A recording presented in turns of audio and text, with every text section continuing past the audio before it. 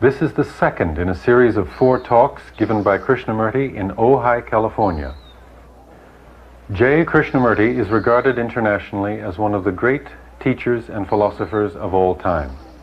For some 60 years, he has been traveling throughout the world giving public talks to increasingly large audiences. He has published over 30 books and founded schools in the United States, England, and India.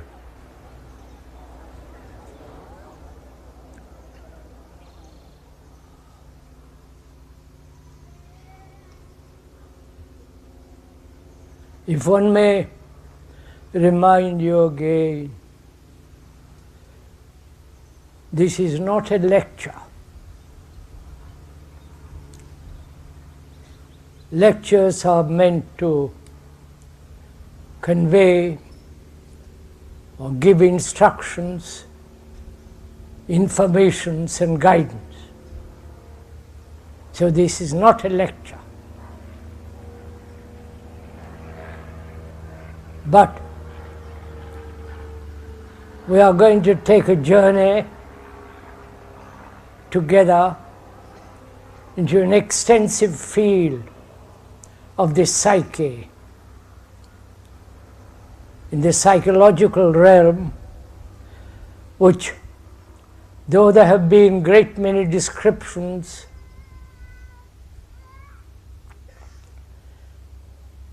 investigations up to a certain point, but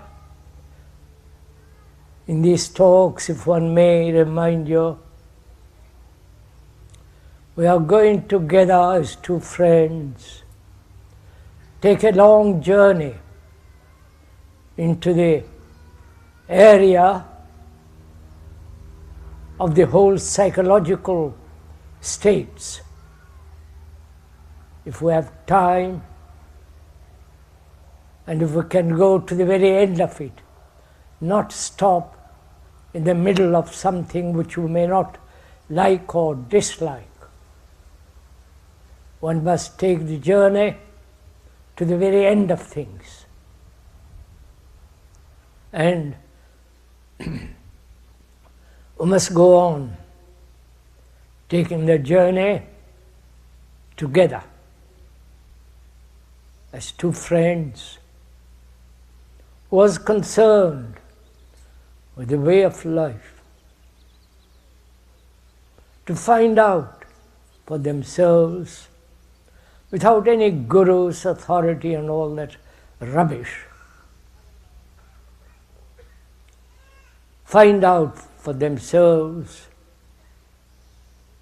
an art, a way of life which is art, an art that will bring about in human beings a great deal of quietude, affection, and an art of life. These 2 friends, you and the speaker, are taking a long, extensive journey together. Together. Please bear this in mind all the time. He is not speaking for his own pleasure. If he does, he can do that in his own room if he wants to. But as 2 friends exploring hesitantly, without any bars, skeptically, doubting, questioning, exploring and observing objectively, without any bias, together. Because we are concerned with our own lives. And this inquiry into this psyche is not selfish activity. Does not encourage or expand self-centered, egotistic movement. On the contrary,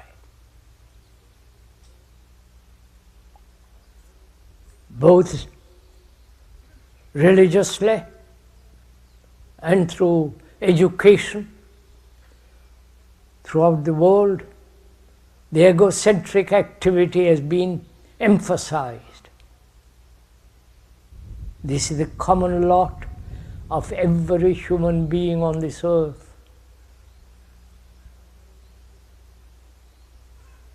Every human being on this earth has invented their own gods, hoping thereby there could be some kind of security, a way out of fear, praying in their own way to end their own complexity, their own pain and anxiety. This is shared by all human beings, not by you as an American or an Italian or Russian or English or an Indian, but it is shared by every human being on this earth. You may intellectually, my friend, accept the logic of it. But what is logic, reason, is merely superficial too. But when one actually, in one's blood, in one's whole being, feels the truth of this, that our consciousness is shared by all humanity. You may believe in one kind of God or in one kind of Savior and so on, but that believing is shared by every human being, to believe in something. So, you are humanity. This is a great truth, this great something when one actually, in one's heart, in one's blood, in one's guts, realizes this, then we will think of the world totally in a different way. To kill another is to kill oneself. To hate another is to hate oneself, and so on. And as together you and the speaker are taking a journey, we ought to inquire into what is discipline and what is parapsychology.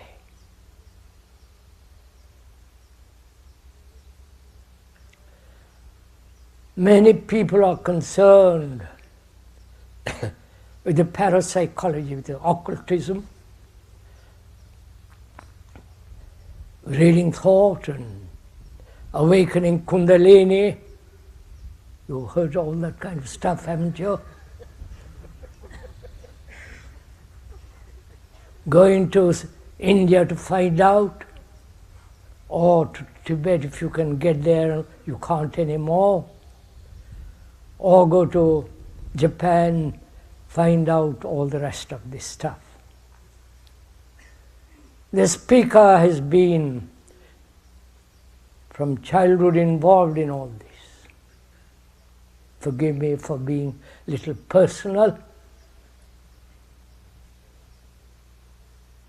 He knows a great deal or something for all that.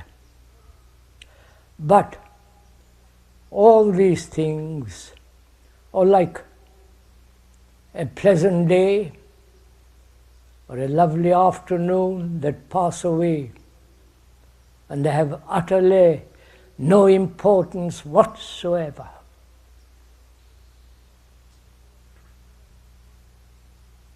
What is important, most essential, not these mysterious things which are not mysterious at all.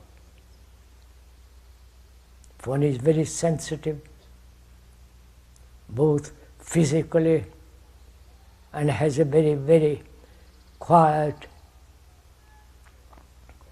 silent mind, brain, and all the other things are possible. And what is possible can be understood and transcended. What is to find out that which is timeless, which is beyond measure, is much more important than to indulge in these childish things. And also, we ought to talk over together what is discipline. Why human beings more and more have no sense of order. Please, this is not a sermon which becomes a bore.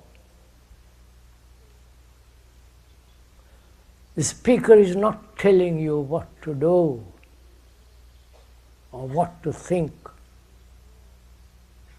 but to observe together, to see things as they are, not as you or the speaker wishes, to see exactly, correctly, directly, things as they are. We live in a very disordered world, chaotic, contradictory, cruel world. And this has been the result of long 40,000 years of evolution. And we have come to this chaotic state. And in observing that, what is order? Is there any order at all? Or must man, human beings, live perpetually in disorder, not only externally, but also inwardly?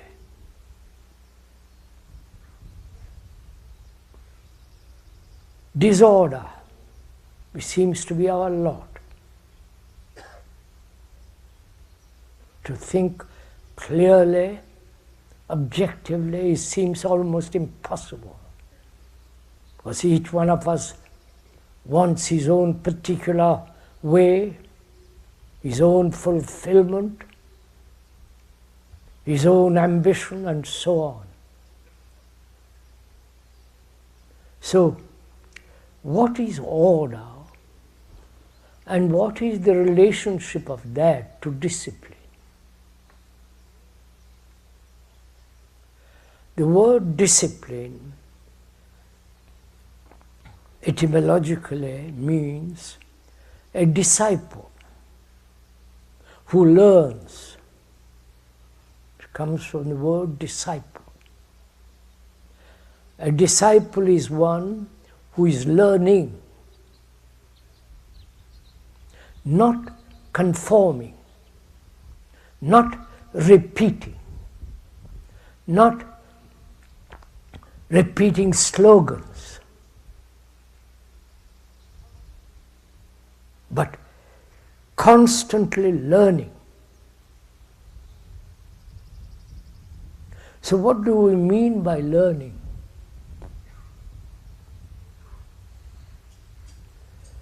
When you go to school, college, university, you learn from books, from the professors, from the teachers, and memorize.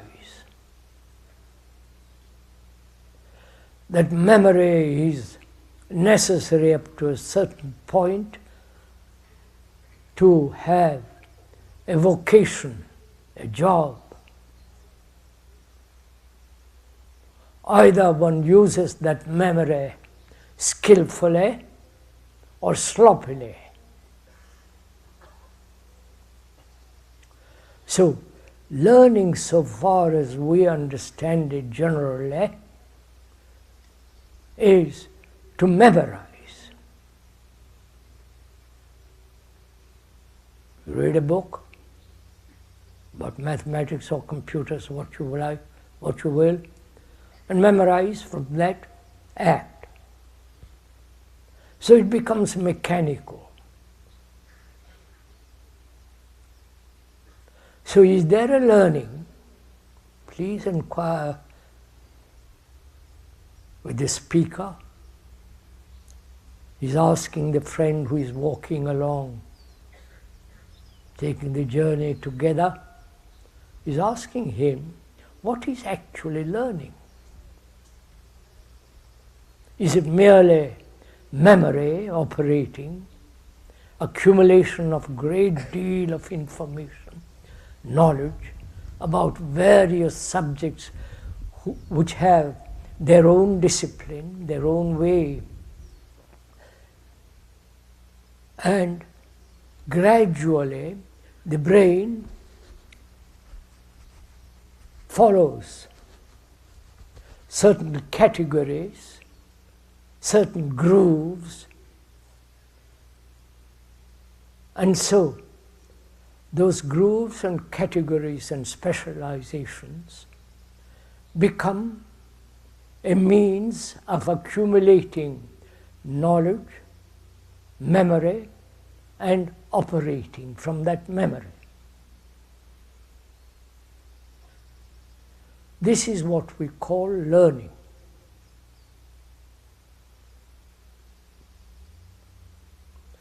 But learning is also implies a constant movement,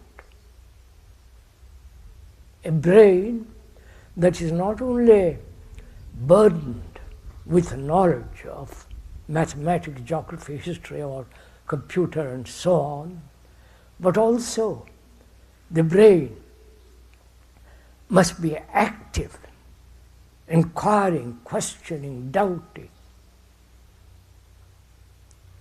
And through this process, there is a never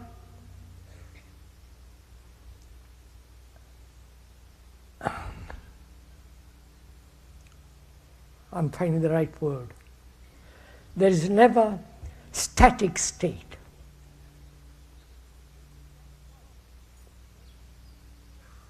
Knowledge becomes static when you have accumulated a great deal. It becomes repetitive, static. But learning is a movement. And therefore it's never static, it's living.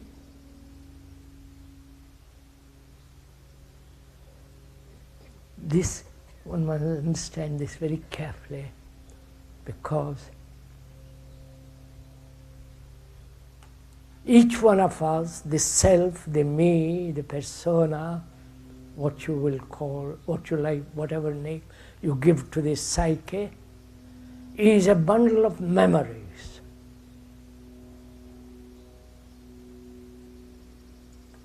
We may think we are great spiritual entities, gods, or all the rest of that business, but it's still memory.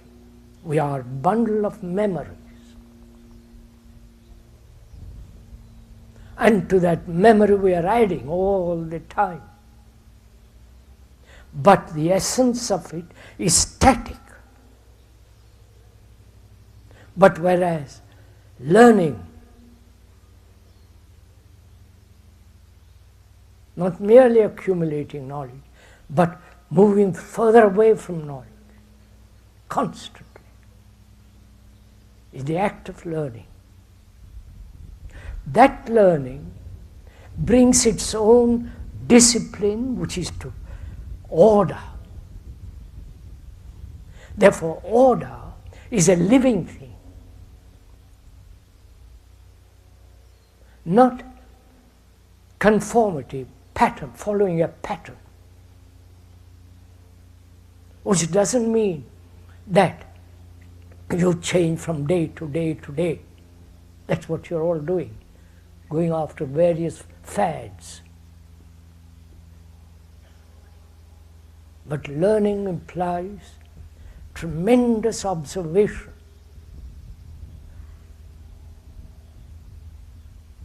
Observation without motive. The moment you have motive, that motive is static, because that motive is born out of memory.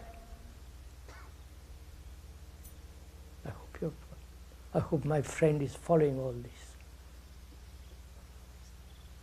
If not, he says, I don't understand what the devil you're talking about.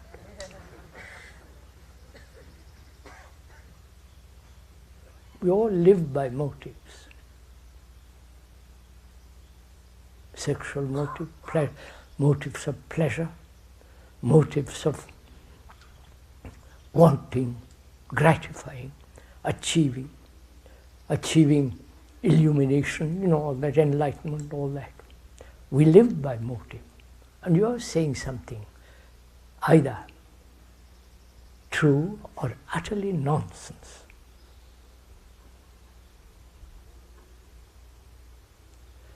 Where the word motive, the root meaning of that word is to move. To move not in a particular direction,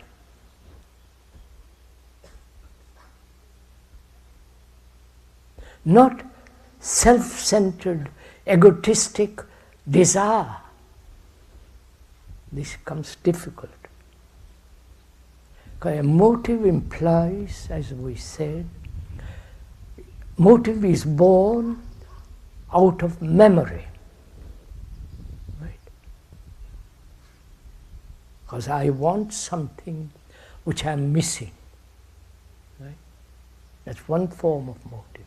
I want to achieve fame, appear in the beastly papers, well known, power, position. Well, everybody says, what a marvelous bird you are. There's a motive, which is a projection of our own memory and desire. Therefore, that memory is limited and therefore static. Right? Have you understood, my friend? He said, go on, I'm catching what you're talking about. But is this possible, he asks, to live and to live so that there is constantly learning till you reach a point when there is no learning at all.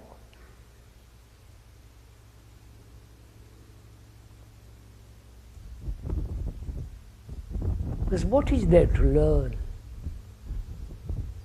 except mathematics, engineering, science, and so on, technological learning? Apart from all that, what is there to learn? Please, you understand? Go slowly, my friend. He says to me, to the speaker, go slow. My brain doesn't work as rapidly as yourself. That's a form of flattery which the speaker is not falling to. So he says, explain a little more, because we are talking about order. This order can only be understood and lived, not merely intellectually understood, but lived in daily life. That order comes only when the static movement of the self as memory, with its motive, is no longer operating. Because the self is a bundle of memories. I'm telling the friend, if you watch yourself, you see you are a bundle of memories. And to those memories can be added a great deal, but it's still memory. And therefore it's limited. Therefore it's static. Anything that is static must create conflict with things that are moving. So, find out,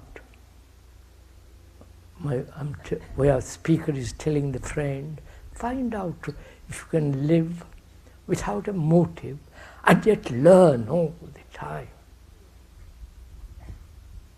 Till you come to a point when there is nothing to learn anymore.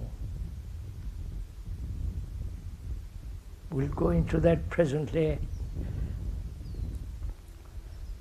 So that there is complete order.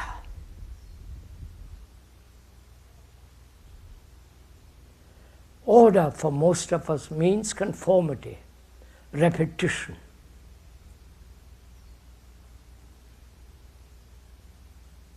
Adjustment. Always from a center, adjusting. So order is a living thing, not a blueprint. And that order brings an extraordinary sense of stability. It gives great strength from which, as the earth from which trees, everything grows.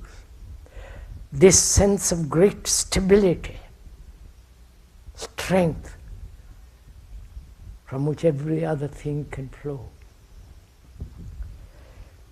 So my friend says, it all sounds marvelous, verbally, but I don't quite capture what you're talking about.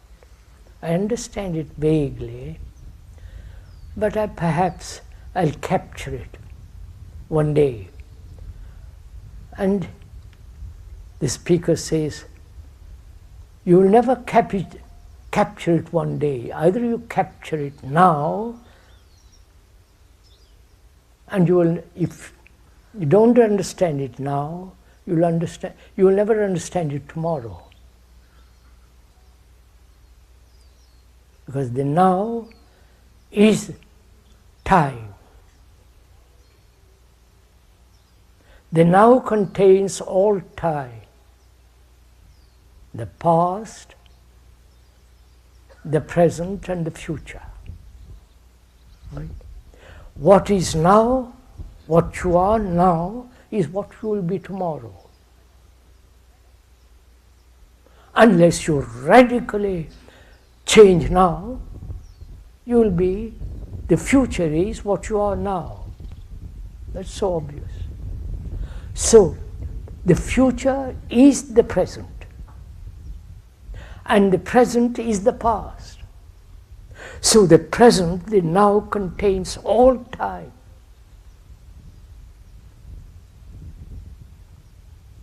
And my friend says, when he says, I will think about it and perhaps eventually get it,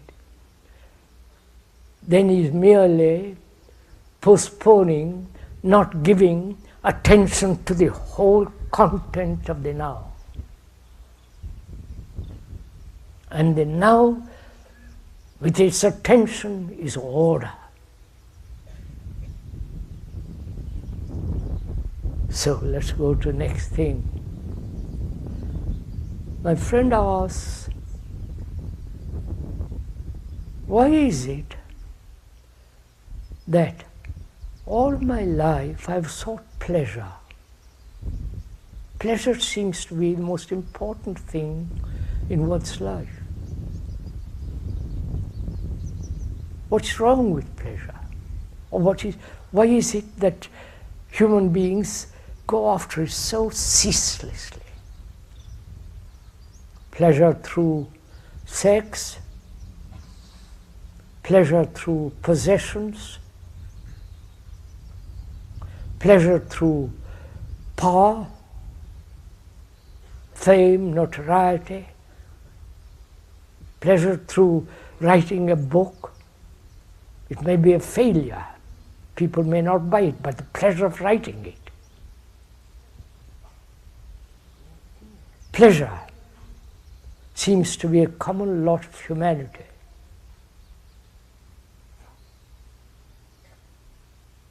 And why? Why has it become so important? Please inquire. Speaker says to his friend, inquire. Don't say, yes, I must have pleasure.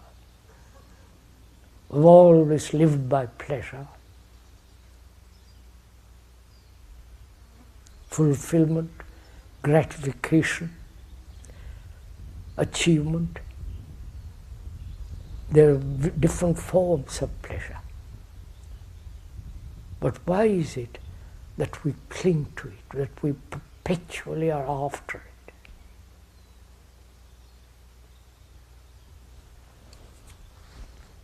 We take drugs, alcohol, with all its misery, but it's pleasurable. The immediacy of pleasure. You understand? Not the postponement of pleasure.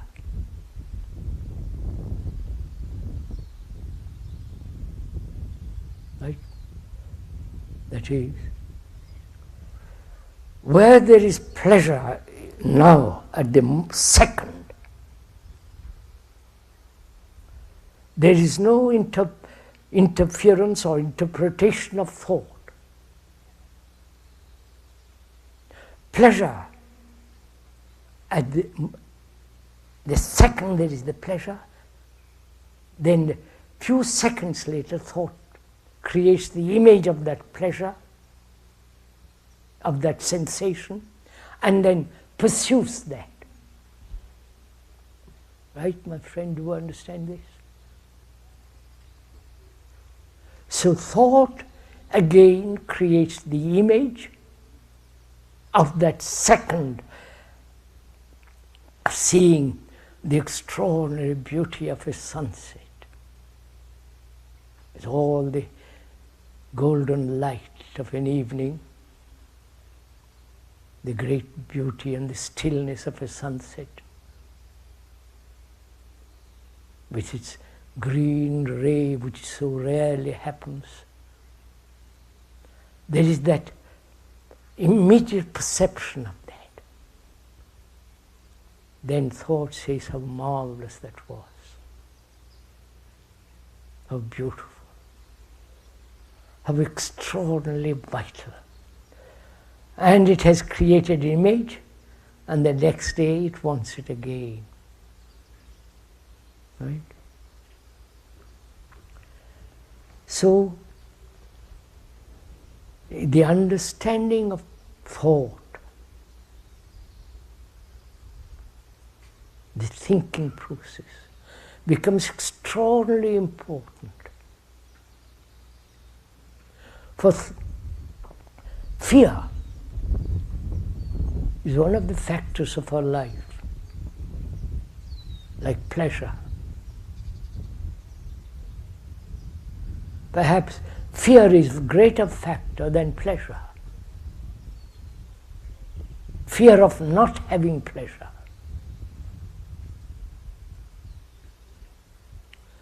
So, my friend says, can we go into this question of fear? And also, in exploring, he says, can it ever end? Or must fear everlastingly the burden of humanity? So together, my friend, we're going to find out. Not the speaker is going to instruct and you follow, which becomes rather childish and immature, but rather together, you and the speaker go into this question of fear. Man has lived with fear for thousands upon thousands of years. Fear of nature, a thunderstorm, fear of darkness, fear of the very existence of life.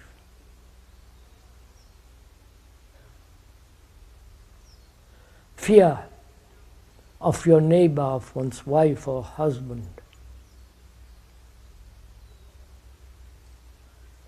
Fear of not achieving, fear of being failure, especially in this country where success is worshipped. Don't you all want success? Of course, we all do. And most of us, unfortunately or fortunately, are not great successes, except perhaps few politicians and the gurus which accumulate money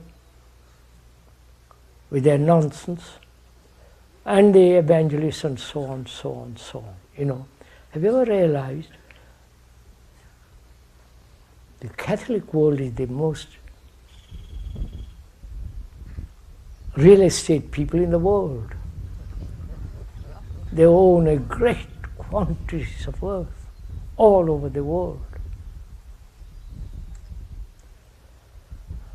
And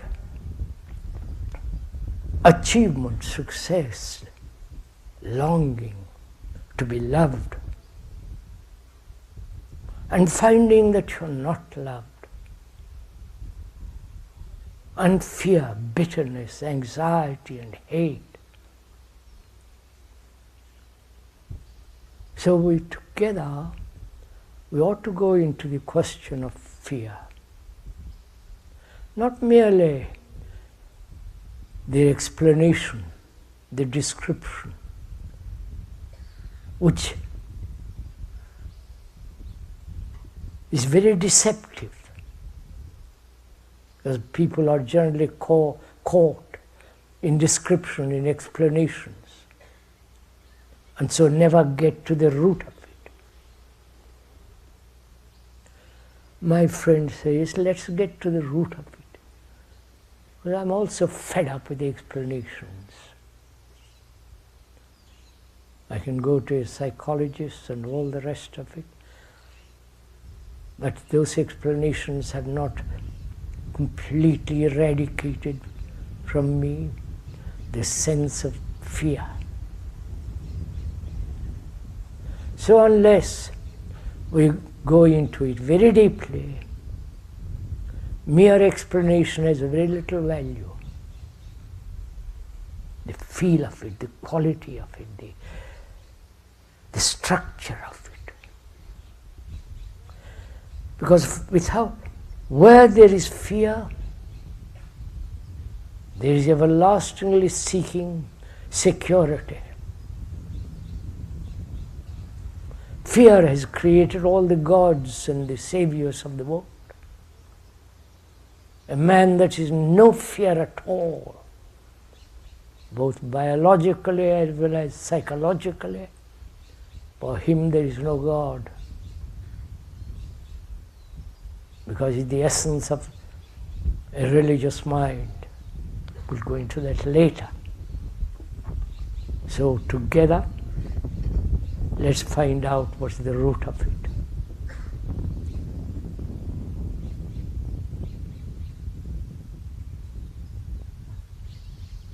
Will you find out, or will the speaker find out and tell you about it?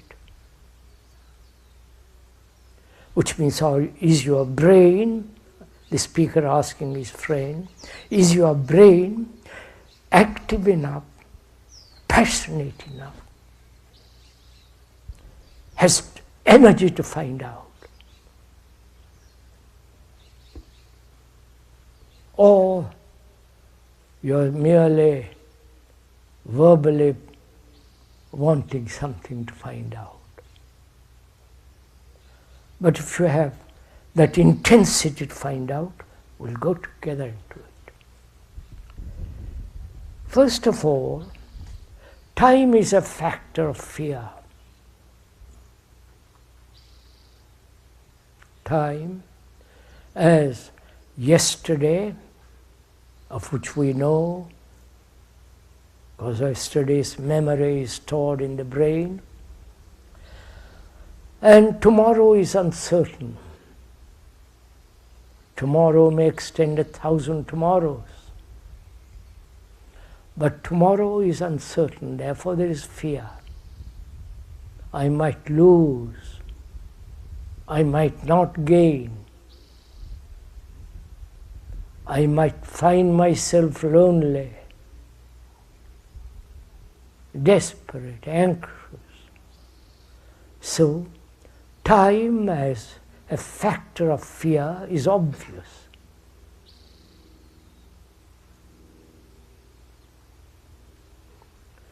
So what is time? Why is it that time has become so important in our life? Time to learn a language, time to get engaged to a woman, time to become an expert in something or other, time to write a letter.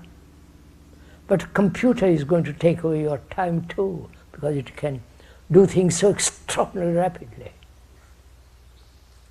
I do not know if this is the moment to talk about the computer.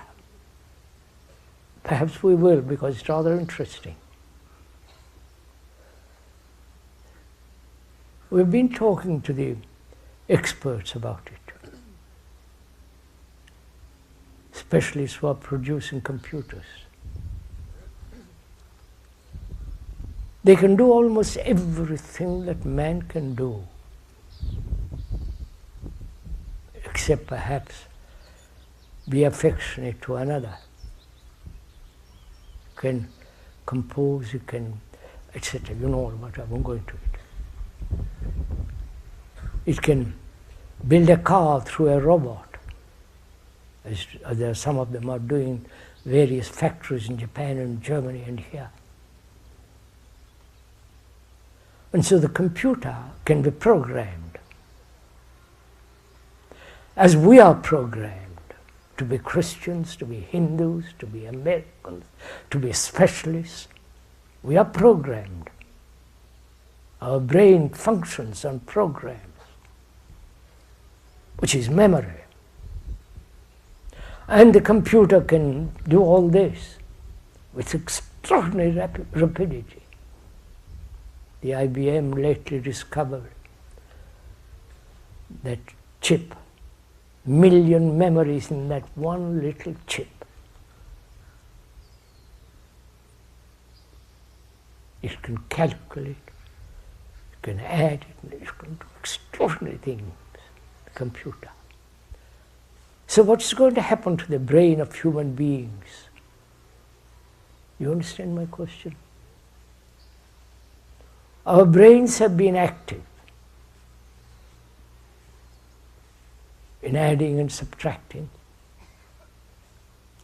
In a shop, in a supermarket, you have to add, work, you use your brain to add, but when you press a button and the computer does all the adding, you don't think at all. So what's going to happen to the brain that is becoming more and more or less and less active, which is becoming less and more mechanical, limited, when the computer can do almost everything. Either it degenerates very rapidly, as it is taking place now, of which most of us are totally unaware, or be everlastingly be entertained, which the entertainment industry is immensely strong. The entertainment industry is not only the cinema, the magazines and all that, but also the religious entertainment. Don't get upset about it. It's also part of entertainment, because it's nothing to do with our daily living. So computer may bring about a withering state of the brain, and so the entertainment industry takes it over, which is happening now. Please be aware of it, for God's sake. Or you have the whole vast area of the psyche to investigate and live differently.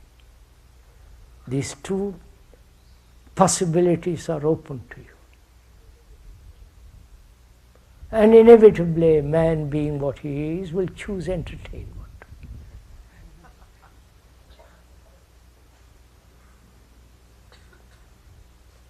So we must come back and find out what is the root of fear. We said time.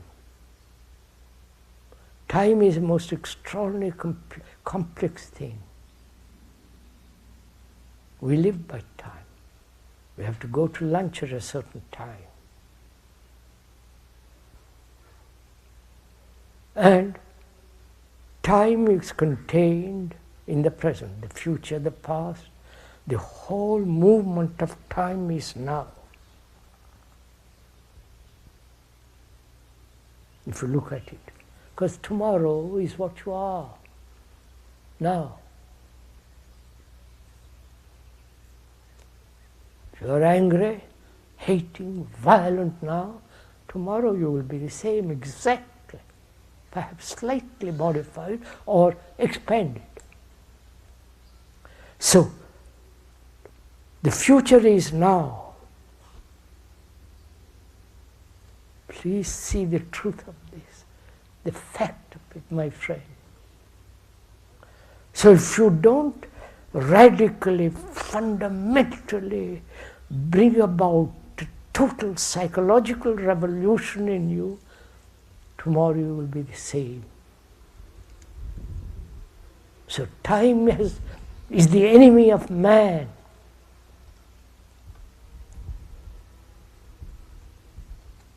Please see it. So time is a factor of fear. I have a job, I might lose it. My wife can run away, leave me alone. Jealousy and all the rest of it follows. So time is the basic root cause of fear. And time is also thought.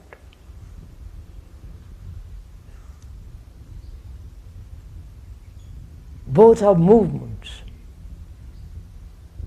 both psychologically and outwardly, externally.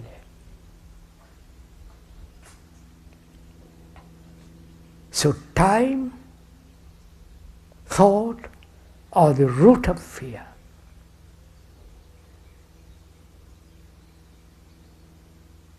It's a fact. Then my friend asked, how in heaven's name can I stop time thinking? How can I have to go to the office? That's time is necessary there. But time, you are saying to me, inwardly, psychologically, when you use time to become, to be, to drive, etc., that time is the enemy. Because tomorrow is what you are now. Therefore, unless you profoundly change, now, tomorrow is the enemy. So, fear, of which you are all well aware, every human being on this earth knows fear. The calamity of that, the sadness of that, and the brutality of fear. That's what's happening, the brutality of ideologies. Russian ideology and the democratic ideology. Yourselves should know, look into it carefully. So time, thought are the root of fear. Have I, my friend asked, to stop this movement of time and thought? The speaker says then, that's a wrong question.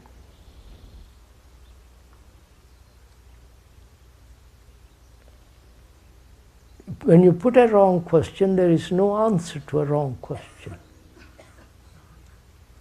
Put the right question, which is, do you see the fact, the actuality of time and thought, not as an idea, but a fact, that what you are, you will be.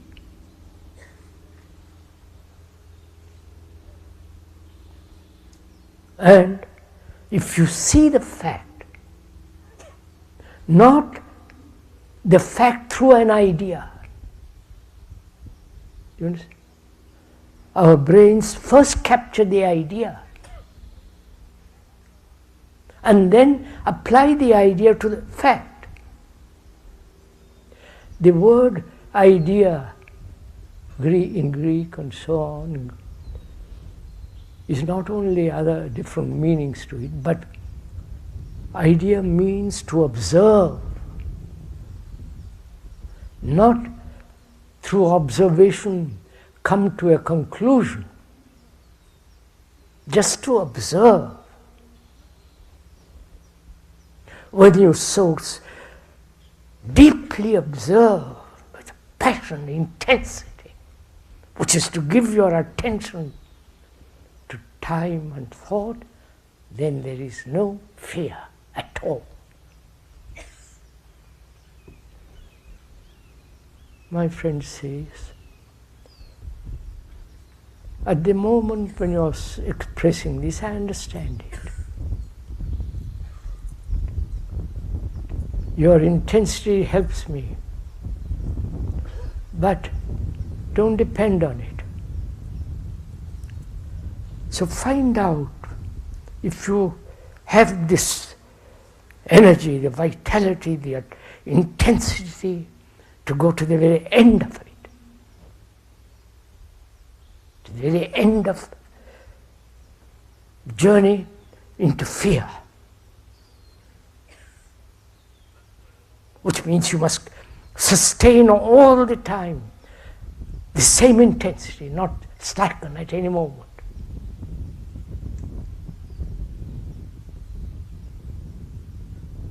Go with the same intensity, the same movement till you come to the end of it. But most of us waste our energy. through chattering, endlessly chattering, gossiping, criticizing, backbiting. And also we waste our energy in conflict, perpetual quarrels with each other. We waste our energy trying to become something. There is no becoming something at all. There is only what is, and the complete changing of what is. Then you have untold energy, not to do more mischief, but to live a life daily with great love and compassion and intelligence.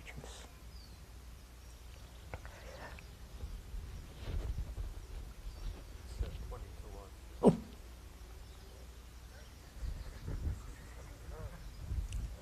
I'll stop today and we'll continue Saturday and Sunday, next Sunday, Saturday and Sunday. But Tuesday and Thursday, I believe we are going to have questions some people have sent in and answers from the speaker. Not answers, we're going to investigate these questions together.